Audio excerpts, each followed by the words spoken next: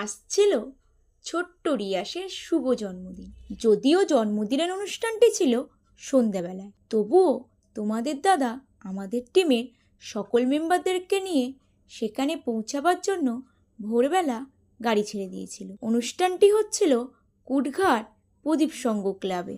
সকালের জলখাবারে তেমন কিছু না থাকলেও দুপুরে বাড়ির লোকজন আর অতিথিদের মিলিয়ে 20 জনের খাবার রান্না করতে বলেছিল। দুপুরের জন্য আমরা ভাত, ডালের সঙ্গে আলু ভাজা আর মাছের ঝোল রান্না করেছিলাম। দুপুরের রান্নার পাশাপাশি কিন্তু রাতের রান্নারও কাজবাজ কিছুটা এগিয়ে রাখা হলো। ইভিনিংয়ের স্টার্টারে বেবিকর্নের পকোড়ার জন্য বেবিকর্নগুলো কেটে রাখা হচ্ছে আর পনির সাটেগুলো রেডি করে রাখা হচ্ছে।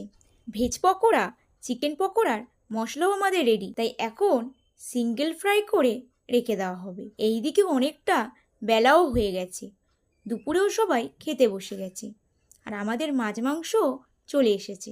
মাছ মাংসগুলো ভালোভাবে ধুয়ে মাংসের মশলাও কষাতে বসিয়ে দেওয়া হয়েছে। তোমরা দেখে বলো তো পনির সাটেগুলো দেখতে কেমন হয়েছে। আজ কিন্তু মটন কষার পাশাপাশি ভেটকি মাছের পাতুরিও রান্না হবে।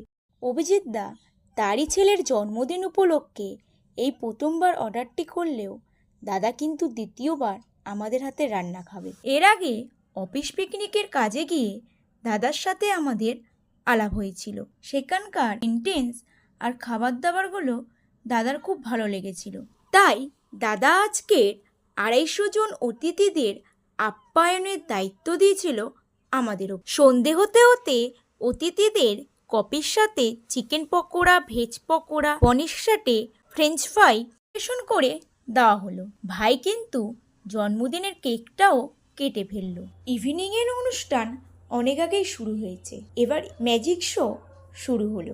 আস্তে আস্তে অতিথিরাও এবার কিন্তু খেতে বসে পড়েছে।